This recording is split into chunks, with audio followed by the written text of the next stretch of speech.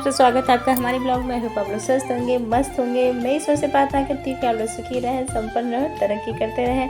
तो सुबह की शुरुआत हो गई है। गुड मॉर्निंग आप सभी को। सुबह सुबह के बज रहे हैं करीब 5:30 बज रहे हैं और देखिए धूप हो गई है। हम छत पे बैठे थे, मेरी भांजी एक्सरसाइज कर रही थी, हम लोग टहलने गए थे तो टहल के आए थे। तो आज है संडे का दिन था ना, तो मुझे बाल धुलना था। तेल मैंने रात में लगा लिया था, तो मेरे बाल बहुत ज़्यादा झड़ रहे हैं। मैं कितना बताऊँ आप लोगों को, बहुत ज़्यादा लग रहे हैं, सारे बाल जो है नीचे आ जाएंगे। तो मैं बातें कर रही थी, तो मैं दिखा रही थी, मेरी भांजी दिखा रही थी कि मैं क्या लगा रही हूँ। इसमें मैं प्याज के रस लगा रही हूँ। मैं नेचुरल प्याज के रस जो होता है, प्याज घर में जो खाने के लिए आता है ना, तो मैं क्या करती हूँ, उसको पीस लेती हूँ मिक्सर में, थोड़ा सा उसको घुमा देती हूँ, फिर वो पेस्ट बन जाता है। फिर मैं छन्नी से छान लेती हूँ, फिर उसका रस निकल जाता है, फिर आराम से बालों में लगा लेती हूँ। इससे तो इतना तो होता है, इतना तो मुझे पता है कि हाँ, प्याज का रस फ़ायदा बहुत करता है। बाल जो है, आपके बाल अगर झड़ते हैं तो थोड़ा आप खान पीन पे ज़्यादा ध्यान देंगे ना, तो आपके बाल झड़ने बंद हो जाएंगे। ये तो पक्का मुझे विश्वास है कि जब भी मैं लगा लेती हूँ, जब से मैं लगा रही हूँ, 1 महीने से करीब मैं लगा रही हूँ, तो मेरे बाल जो है झड़ने काफ़ी हद तक कम हो गए हैं। और जो बाल झड़ चुके हैं ना, वो पतले पतले बाल निकल भी रहे हैं, छोटे छोटे अभी बाल हैं। तो ये है कि आप लोग इसको लगा सकते हैं, बहुत फ़ायदा करता है। प्याज का जो है तेल भी आता है, तो वो पता नहीं फ़ायदा करता है कि नहीं फ़ायदा करता, लेकिन जो नेचुरल चीज़ें हम अपने आप घर में कर सकते हैं वो बहुत ज़्यादा फ़ायदेमंद होता है। मुझे तो फ़ायदा किया, लेकिन हाँ, साथ में जो है आप खाने पे विशेष ध्यान दीजिए। जैसे ऑयली खाना ना खाइए, तो सभी लोग मना करते हैं कि ऑयली खाना नुकसान करता है। अगर आपके पेट में पचने की क्षमता कम है, अगर आपका खाना जो है पच कम रहा है, गैस आपको बन रही है, तो आपके बाल, जाहिर सी बात है, कुछ कमी हो या ना कमी हो, लेकिन बाल तो झड़ते ही हैं। पेट की खराबी से बाल बहुत ज़्यादा झड़ते हैं, तो बाल झड़ने बंद हो जाएंगे। अभी मैं 1 महीने से लगा रही हूँ। उधर मैं लगा रही थी, फिर छोड़ दी थी। मेरे हस्बैंड को कहते हैं कि मत लगाया करो, प्याज बदबू करता है बाल तुम्हारा, तो इसी नाते मुझे दिक्कत हो जाती। अभी कल मैं संडे को लगा के रखा था, तो पूछ रहे थे क्या लगाई हो बाल में, मैंने कहा प्याज का रस। तो कह रहा था तो इतना बदबू करता है, तो मैं क्या करूँ, परफ्यूम मार लूँगी। हालांकि शैम्पू करने के बाद भी प्याज की महक नहीं जाती है। प्याज की महक ऐसी होती ही है कि महकता है वो। तो मैं क्या करूं, मजबूरी है, बाल झड़ रहे हैं तो बाल को बचाने, या तो बाल झड़ने दें, गंजे हो जाएं, फिर महक नहीं आएगी। तो इस नाते मैंने कहा क्या क्या करें, अब चाहे बदबू करे चाहे जो करे, मैं लगाऊंगी तो लगाऊंगी। हालांकि रोज़ नहीं लगाती हूँ, लेकिन जब ये तो बाल धुलना होता है कि कल बाल धुलना है, तो तेल लगा लेती हूँ रात में। तेल भी बहुत ज़्यादा ज़रूरी होता है, ऑयल भी बहुत ज़्यादा ज़रूरी है तो बालों के लिए। तो ये देखिए, मैं झाड़ू मार रही थी छत पे, और मेरी भांजी वीडियो बना रही थी, वो बगल में एक्सरसाइज कर रही थी। मैंने कहा थोड़ा सा छोटा सा क्लिप बना दो, तो कह रही थी ठीक है। और आज है संडे, तो थोड़ा साफ़ सफाई हो जाती है छत का, तो ज़्यादा सही रहता है। और संडे के दिन इतना अधिक काम हो जाता है, बच्चों का बैग धुलो, बच्चों का बैग क्या ड्रेस धुलो, और इन लोगों का कपड़ा, बहुत सारे काम हो जाते हैं। तो ये देखिए, हम दोनों आ गए थे, और इतनी तेज़ धूप हो रही थी कि क्या बताएं। हम लोग दोनों दुपट्टा डाले थे। ये मैंने काफ़ी दिन से रखा हुआ था कि वो दरी था, तो ये छत पे ही पड़ा हुआ था, तो इसमें धूल मिट्टी इतना ज़्यादा भर गया। ठंडक में नीचे बिछा बिछा के बच्चे ना ऐसे भी खाना वगैरह खाते थे, बहुत ज़्यादा गंदा हो गया था। तो मैंने काफ़ी दिन से रखा था कि चलो धुलूँगी, लेकिन संडे था, छुट्टी थी, भांजी भी थी। भांजी को भी छुट्टी नहीं मिलता, वो भी पढ़ाई करती है, अपना तैयारी कर रही है, टीचिंग की तैयारी कर रही है। और फिर इधर पुलिस की दरोगे की वैकेंसी आती, तो वो भी पढ़ाई कर रही है, तो अपना वो कोचिंग चली जाती है। सुबह 6 बजे ही कोचिंग जाती है, आती है 7 बजे। कोचिंग जाती है, सुबह 10 बजे से कोचिंग करती है, फिर लाइब्रेरी जाती है, लाइब्रेरी दिन भर रहती है, फिर 5 बजे से 2 बच्चों को ट्यूशन पढ़ाती है। मतलब बहुत मेहनत करके पढ़ाई कर रही है, खुद भी पढ़ती है और पढ़ाती भी है बच्चों को। हालांकि अब शादी ढूंढी जा रही थी, इनकी शादी की उम्र हो गई है, तो यही उम्मीद था कि चलो कहीं अगर सेटल हो जाएगी तो ठीक है, तो शादी करने में आसानी हुई। लेकिन यहाँ इधर वैकेंसी भी नहीं आ रही है, जो वैकेंसी आती है पेपर लीक हो जाता है, तो बच्चे करें ही क्या करें। बहुत मेहनत कर रही है, लेकिन अब वही है कि जब तक भगवान नहीं चाहेंगे तब तक नहीं होगा। वैसे वैकेंसी आ जाती तो कहीं ना कहीं हो ही जाता। तो इतना तेज़ धूप हो रही है, सुबह के 10 बज के हम लोग नीचे जो काम था हमने निपटा लिया था। तो मैंने कहा चलो आज, अभी जो पौधे थे, पौधों में पानी नहीं डाला गया था, लाइट कट गई थी, तो अभी जस्ट लाइट आई है, तो टंकी में पानी भी नहीं था। इस नाते पौधों में पानी, हम लोग काफ़ी देर से इंतज़ार कर रहे थे बैठ के कि लाइट आए तो फिर टंकी में पानी जाए, तो हम लोग पौधों में पानी डालें। तो इस तरह से देखिए वो पानी देती जा रही है, मैं धुल ले रही थी। इसी नाते मैं काफ़ी दिन से रखी थी कि इसको धुलूँगी धुलूँगी, छत पे ही पड़ा था। बच्चे बल्कि इधर उधर कह रहे थे मम्मा ऐसे क्यों पड़ा हुआ है ये, तो मैं क्या बताती कि हाँ धुलना है, इसी नाते पड़ा है। तो ये छत भी हो गया, छत पे भी धूल धूल जमे रहते हैं। शाम को हम लोग टहलने आते हैं, बच्चे भी इसी में खेलने लगते हैं ना, तो इतना धूल चिपका रहता है कि बच्चों के कपड़े में चिपक जाता है। तो इस नाते कह रहे थे अगर मैंने चलो इतना अगर मैट को धुला ही है, दरी को धुला है, तो थोड़ा सा पानी इधर डाल देती हूँ ताकि ये भी जो है धुल जाए। बच्चे शाम तक खेलेंगे तो दिक्कत नहीं होगी। तो यहाँ देखिए मैं नहा ली हूँ। नहाने के बाद मैंने लोअर टी शर्ट डाला। मुझे ना घर में आराम वाले कपड़े पहनना बहुत अच्छा लगता है।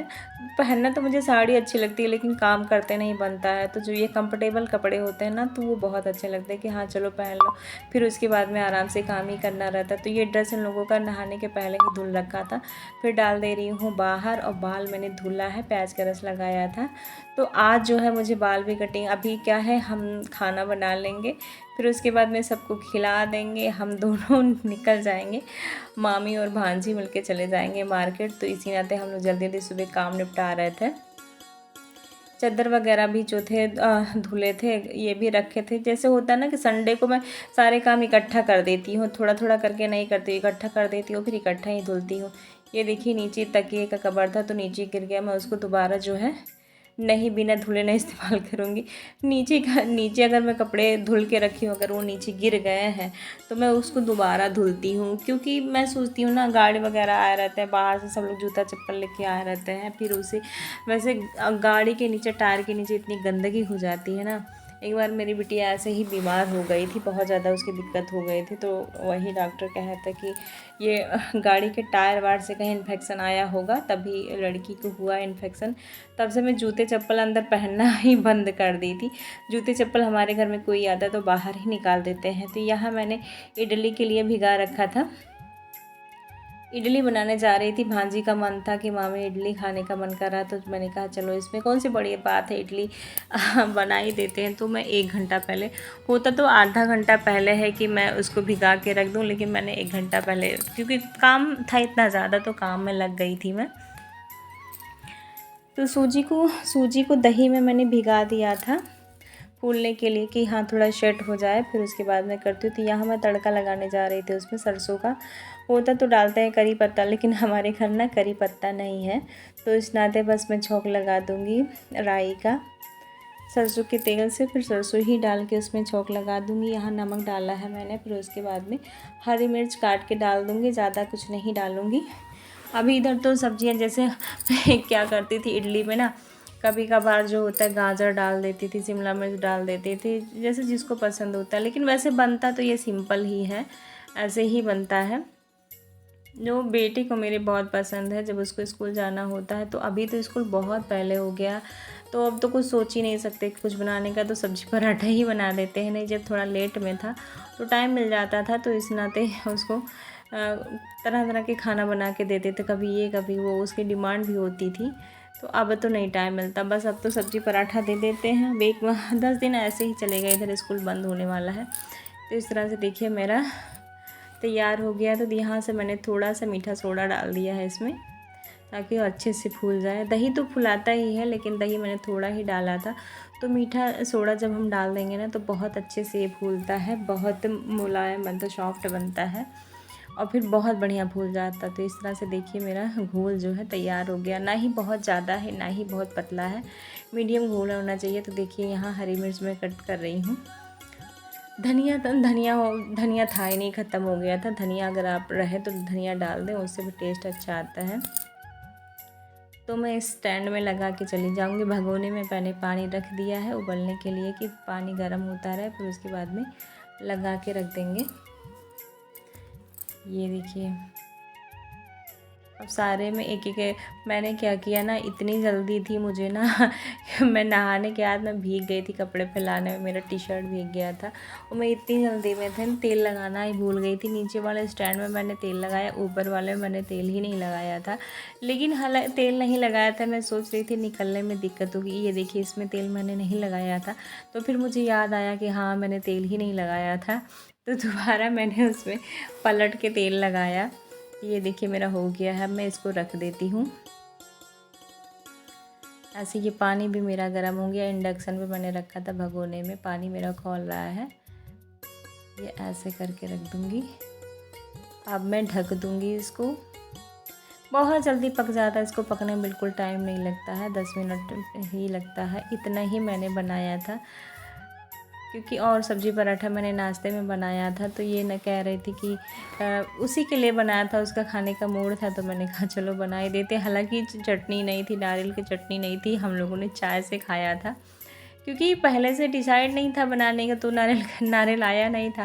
तो वो कह रही थी मामी अगर पता होता तो नारियल ले आए होते, चटनी बन जाता। मैंने कहा हाँ बेटा, तुम्हारा खाने का अभी मन हुआ तो नारियल पहले से था नहीं, रात में आई है। हम लोग भी मार्केट चले गए थे, उसके आने के पहले वो आई थी, तो घर में ताला लगा था, तो फ़ोन करी कि मामी हम घर पे आए हैं। हम कहे ठीक है बेटा, हम लोग मार्केट आए।